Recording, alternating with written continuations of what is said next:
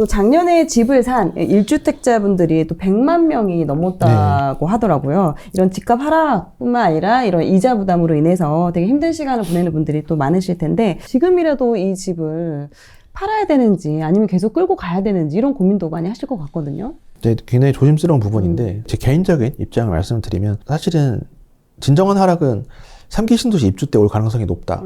왜냐하면 2026, 7년에 3기 신도시가 실제로 입주를 하고 서울 입주 물량까지 같이 이제 맞물릴 경우는 수도권의 하락이 좀 커질 수 있다는 감안하면 사실은 지금 현재는 버티기 어렵다면 매도하는 게 맞다는 생각이거든요. 그리고 아까 말씀드린 것처럼 금리가 굉장히 높고 집값도 아직까지도 주택구입 부담 지수 기준으로 집값과 금리가 높은 상황이기 때문에 향후 반등이 온다 하더라도 반등이 좀 데드캣 바운스인 수준이 되지 않을까. 오히려 그 반등을 매도의 기회로 활용해야 되지 않나 이런 생각을 하고요. 아까 말씀드린 역전세 얘기를 안 할 수가 없습니다. 집값이 오버슈팅된 첫 번째 이유는 저금리였지만 두 번째는 2018년 4월부터 다주택자 양도세를 중과하면서 다주택자 이 매물이 틀어막히면서 이제 매물이 급감하면서 집값이 더 오버슈팅한 부분을 부인할 수 없거든요. 전세가도 마찬가지입니다. 그 임대차 3법을 2020년 8월에 시행을 하면서 전세 유통 매물이 급감을 하고 왜냐하면 상당수 가구들이 이제 계약갱신 청구권을 사용하면서 그 전세 유통 매물이 급감하면 전세가가 급등을 해버렸거든요. 정책 효과 때문에 매매가나 전세가가 좀 오버슈팅된 부분이 추가된 겁니다. 그런데 임대차 3법이 이제 시행된 지 2년이 넘었고 오버슈팅된 부분, 전세가가 오버슈팅된 부분이 약간 지금 적정 가치를 회귀하는 부분이 하나 있고 또 금리가 높아서 전세보다 월세를 선호하는 현상 때문에 뭐 전세가 더 떨어지는 그런 영향도 있는데 사실은 뭐 아파트 실거래가 같은 앱을 보시면 전세 매물과 월세 매물이 아직도 늘고 있습니다. 그러니까 사실은 금리 영향으로 월세가 더 이제 선호하는 현상도 있지만 실제 전월세 매물이 다 늘어나고 있거든요. 이건 사실 금리 영향만으로는 얘기를 할 수 없고 수도권 기준으로 입주 물량이 좀 늘고 있는 부분도 좀 배제할 수 없을 것 같고요. 서울이 아니라 수도권 기준으로. 그렇기 때문에 그 부분이 2023, 4년에도 좀 수도권 기준 입주 물량은 계속 늘어날 것으로 보입니다. 따라서 반등이 온다면 좀 그 부분은 오히려 매도의 기회를 활용하는 게 좋지 않나 싶고요. 23, 4년에 뭐 수도권 입주 물량이 늘어나서 전세가가 빠진다. 그런데 그때 이제 매매가 데드캣 바운스가 와도 탈출을 못하면 사실 26, 7년에 아까 말씀드린 3기 신도시와 서울 입주 물량이 맞물릴 경우는 또 큰 타격이 올 수 있기 때문에 사실은 반등이 올 때를 매도 기회로 활용하는 게 좋다는 생각을 개인적으로 하고 있습니다. 지금 실제적으로 매도를 하고 싶어도 이게 물건을 내놔도 네. 거래가 안 되고 있는 상황이거든요. 근데 요즘 이제 잠실 같은 경우는 집값이 단기간에 급락하다 보니까 요즘 매수세가 좀 들어오는 걸로 보이고요. 지금 매도 또는 한 번은 찾아올 것으로 예상되는 그 반등을 그때 노리는 게 좋지 않을까 생각을 합니다. 왜냐면 이런 부분이 보통 이제 내 집 마련에 대해서는 당연히 이제 그래 내 집 마련은 옳지 하시지만 어떨 때 이걸 매도를 해야 되는지 그 기준에 대해서 좀 어려움이 있었거든요. 뭐 월부에 제가 정기적으로 올리는 데이터가 얘기할 수밖에 없는데 두 가지 지표라는 게 결국 주택구입 부담 지수와 전세가율인데 주택구입 부담 지수가 결국은 이제 소득 대비 주택담보대출 원리금 상환 수준이고 전세가율은 매매가의 전세가가 차지하는 비중입니다. 그래서 주택구입 부담 지수가 과거 전고점을 많이 추월했다. 그러면 이제 과거 어느 때보다 소득 대비 원리금 상환을 많이 한다는 거기 때문에 그것도 버블이 하나의 지표로 쓸 수 있고 전세가율 자체도 매매가와 전세가의 갭을 보는 거기 때문에 그 갭이 많이 벌어졌다 싶으면 전세가율이 너무 낮으면 그 부분도 이제 매도의 기준으로 삼을만 하다 이렇게 생각을 합니다. 그럼 그 주택구입 부담지수를 수치를 어느 정도로 봐야 될까요? 사실 지금 이제 제가 이제 아까 2부에서 말씀드렸던 2013년 이후에도 한국부동산원이 아니라 KB부동산 기준으로 환산해서 적용했을 때는 현재 서울 기준 주택구입 부담지수는 220이 넘거든요. 과거 전고점은 164였습니다. 220을 넘는 상황인데 거의 230에 육박하는데 그 부분이 어느 정도는 이제 중장기 평균은 130이거든요. 그러니까 실제적으로는 사실은 130 정도 내려오면 안전하다고 볼 수 있고 지금은 좀 너무 높다 이렇게 좀 판단이 되고 다만 이제 금리가 빠르게 내려갈 경우는 이게 집값이 그대로라도 금리가 빠르게 내려가면 지수도 급락할 수 있기 때문에 부담이 그만큼 줄어들 수 있겠죠. 네. 어떻게 보면 금리 부분이랑 또 같이 연결시켜서 볼 필요가 있겠네요. 네, 맞습니다. 1주택자인 분들 같은 경우 보통 이제 갈아타기를 할 때 하락장에서 갈아타기를 해야 된다 이런 이야기를 좀 많이 하다 보니까 그럼 오히려 지금이 또 기회가 아닌가 이런 고민도 좀 하시거든요. 과거 데이터에서 놀라운 걸 발견했던 게 상급지로 갈아타는 게 늘 옳다는 명제가 늘 옳은 건 아니더라고요. 뭐냐면 과거에 보면 하락장 때는 상급지가 좀 더 떨어진 게 확인이 되었습니다. 많이 올랐다 보니까 오히려 하락장 때는 상급지가 조금 더 빠지거든요. 다만 이제 상승장과 하락장 합치면 상급지가 더 오르긴 했죠. 다만 하락장 때 상급지가 좀 더 빠졌기 때문에 그런 부분을 감안하면 사실은 이제 하락장 초입 또는 상승장이 막빠질 때 상급지를 갈아타는 건 위험할 수 있는 거죠. 조금 더 빠지니까. 다만 지금 조금 다릅니다. 왜냐하면 2019년 12월에 15억 이상 주택에 대한 대출이 금지되면서 소위 말하는 상급지 상승률이 상승장에서 중하급지보다 상승이 덜한 거예요.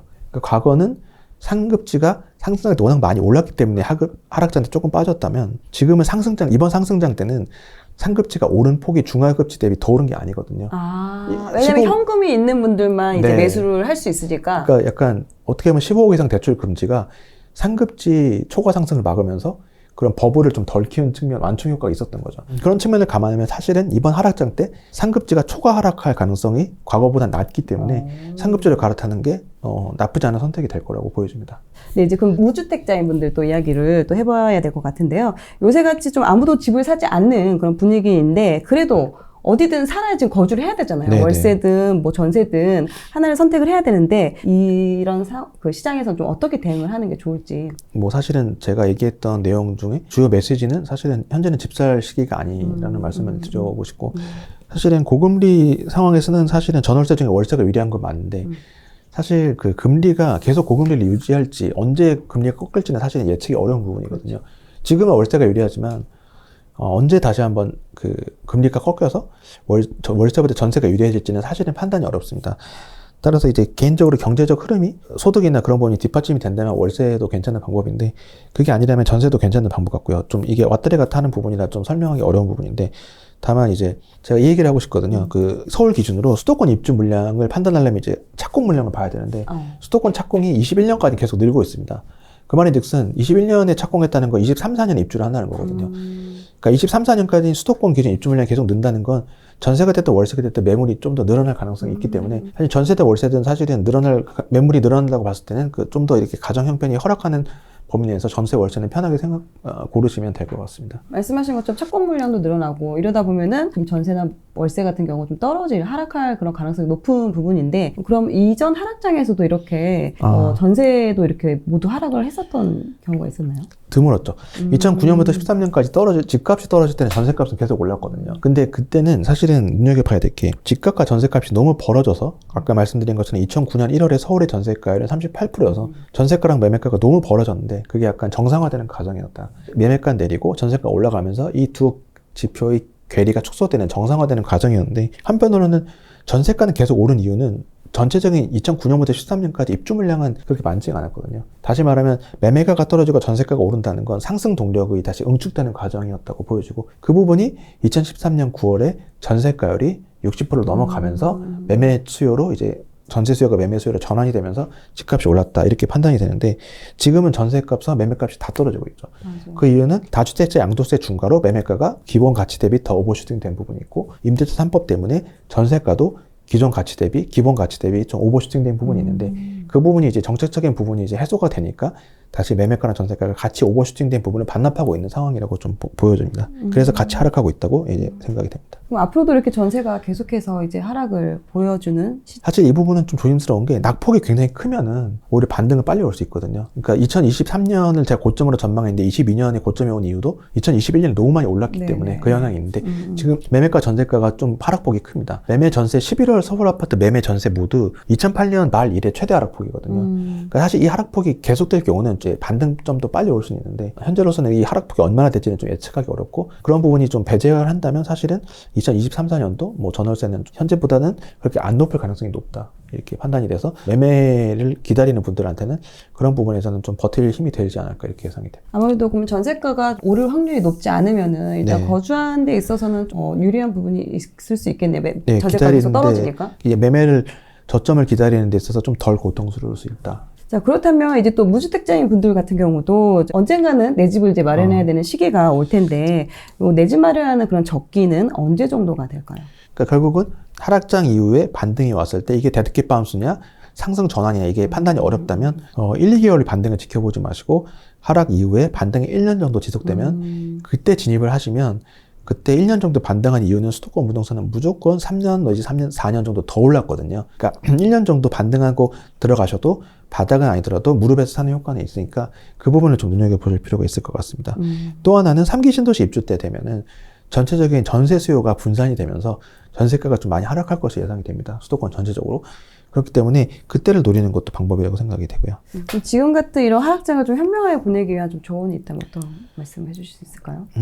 뭐 사실 집값이 내리고 금리가 인하되면 사실은 다시 빠르게 이제 펀더멘탈에 근접할 수 있기 때문에 집을 사는 시기가 좀 빨리 올 수도 있다는 생각이거든요. 다만 이제 집값이 얼마나 내릴지 그리고 금리가 또 얼마나 내릴지는 아직 판단하기 어려운 부분이기 때문에 그 시기를 특정할 수 없지만 그때를 기다리는 게 상책인데, 그렇기 때문에 옛날보다는 훨씬 정보 유통이 빨라졌고 광활해진 대신에 너무 정보가 많이 넘쳐나니까 이걸 취사 선택하는데 이제 맞아요. 잘못된 선택 또는 자기가 생각하고 싶은 정보만 취사 선택하는 경우에 오류도 무시할 수 없기 때문에 그런 부분에 대해서는 아까 말씀드린 월북 카페를 통해서든 여러 가지 지표를 보시고 그걸 판단하는 능력을 좀 기르시고 다양한 분들의 의견을 좀 잘 청취하시는 게 좀 필요할 것 같고요. 정기적으로 올라가는 지표에 대해서도 좀 계속 눈여겨보시는 게 좋을 거라고 생각이 됩니다.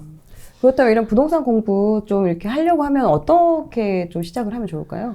사실 현장과 데이터가 다 중요하다고 생각하거든요. 그 데이터가 현장의 모든 분위기를 담을 수가 없고, 현장이라고 해서 그 현장만 바라보면 이제 전체적인 큰 그렇죠. 주기를 못 볼 수 있기 때문에 사실은 현장을 임장하는 것도 중요하고 데이터도 중립적 또는 객관적이라고 보는 분들을 몇 분 정해서 그분들이 데이터를 좀 계속 눈여겨보시는 게 그 두 가지가 양면이 다 이루어져야 된다고 생각합니다. 왜냐하면 객관적이라고 하는 분들도 틀릴 수 있기 때문에 좀 다양하게 보시고, 개인적으로 너무 상승만 얘기하는 분들, 너무 하락만 얘기하는 분들은 좀 지양하실 필요가 있고, 좀 가치 중립적인 부분들, 그런 분들을 눈여겨보시고 또 임장도 게을리하지 않고 그렇게 해서 기회를 잡으셨으면 좋겠습니다. 그리고 제가 오늘 이걸 봤어요. 부동산 변곡점이 왔다. 이게 5번째 책인데 어떤 분이 좀 읽으시면 도움을 받을 수 있을까요? 사실 뭐 변곡점이 아니라는 분들도 계시고 지금 거래량이 적기 때문에 하락장이라고 할 수 없다는 의견도 있지만, 사실은 거래량이 적은 이유 중에 하나는 아까 말씀드린 주택구입부담지수나 여러 지표를 봤을 때 집값이나 금리가 너무 올라서 집을 살 수 없는 상황이기 때문에 거래량이 적은 거거든요. 매수 수요가 따라붙기 어려운 상황이기 때문에 그런 측면에서 봤을 때 저는 변곡점이 왔다고 판단이 되고, 변곡점이 왔기 때문에 앞으로의 시장이 어떻게 흐를 것이고 나중에 다시 오는 기회는 어떻게 될 것인가, 그런 부분을 좀 중점적으로 알아봤고, 그런 부분이 좀 나중에 다시 기회를 노리는 분들이 계시다면 그런 부분에서는 조언을 드릴 수 있는 그런 책이 되지 않을까 이렇게 예상을 하고 있습니다. 근데 또 제가 알기로 또 최근에 월브닷컴에서 또 이제 강의를 진행을 하고 계시더라고요. 어떤 분들이 들으면 도움이 될까요? 제가 지금까지 해결했던 전망들에서 사실은 방향성 측면에서는 고점이 1년 단계적이긴 했지만 그 방향성 측면에서는 크게 틀리지 않았다고 생각을 하고, 그런 측면에서 봤을 때 앞으로 이 시장이 어떻게 흘러가고, 다만 이제 하락장을 기회로 삼을 필요도 있을 거거든요. 저점이 언제인지를 좀 어느 정도 파악을 하고 그때를 노려서 새로운 기회로 삼때 중장기적으로 입지 변화도 있을 거라고 보여지기 때문에, 예를 들면 고령화 뭐 그런 부분들을 감안했을 때 입지 변화를 좀 미리 캐치하시고 하락장의 가급적 하락장 끄트머리 되는 그런 쪽이 위주로 좀 진입을 검토하는 그러한 것을 좀 강의를 통해서 좀 언급을 했기 때문에 그런 부분을 눈여겨보시면 감사하겠습니다. 서울 수도권뿐만 아니라 지방 광역시도 같이 짚어주시는 걸로 제가 네, 맞습니다. 알거든요. 네, 광역시별로 이제 어느 지역이 상대적으로 나중에 괜찮아질 것이다 이런 부분도 짚었기 때문에 그런 부분도 관심 있게 봐주시면 감사하겠습니다. 그럼 꼭 수도권뿐만 아니라 이제 네. 광역시까지 같이 이제 전체적으로 이제 봐주시기 때문에 지방에 사시는 분들도 같이 한번 이렇게 참고해서 보시면 좋을 것 같습니다.